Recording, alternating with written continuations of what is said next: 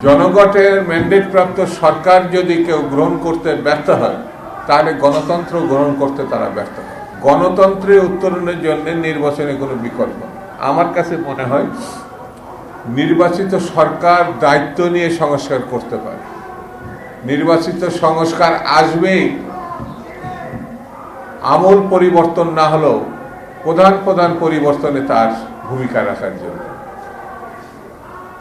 জনগণের ম্যান্ডেট প্রাপ্ত সরকার যদি কেউ গ্রহণ করতে ব্যর্থ হয় তাহলে গণতন্ত্র গ্রহণ করতে তারা ব্যর্থ হয়। এটা হচ্ছে আমার দলের ফিলোসফি বলেন, লক্ষ্য বলেন, বক্তব্য বলেন। সেই জন্য আমরা নির্বাচনের কথা বলেছি। আরেকটি জিনিস, গণতন্ত্রে উত্তরণের জন্য নির্বাচনে কোনো বিকল্প নেই।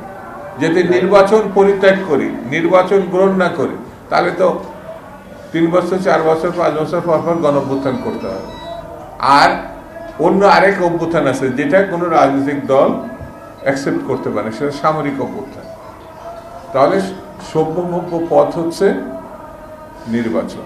সেই জন্য আমরা নির্বাচনের কথা বলেছি এবং আমার দৃঢ় বিশ্বাস যারা নির্বাচনের বিষয় নিয়ে এখনো পর্যন্ত একটু দ্বিধাদ্বন্দ্বে আছেন, নির্বাচনের স্রোতে আসেন, জনগণের পাশে দাঁড়ান।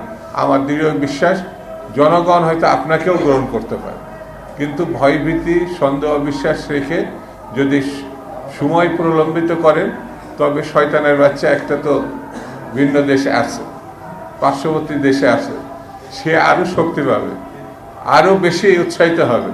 তাকে উৎসাহিত করা ঠিক হবে না শয়তানকে সুযোগ মতো শেষ না করতে পারলে। অর্থাৎ নির্বাচনের মধ্য দিয়ে যদি ম্যান্ডেটপ্রাপ্ত সরকার প্রতিষ্ঠা না করতে পারে তাহলে শয়তানরা তাদের ভূমিকায় আরও এগিয়ে যেতে পারে।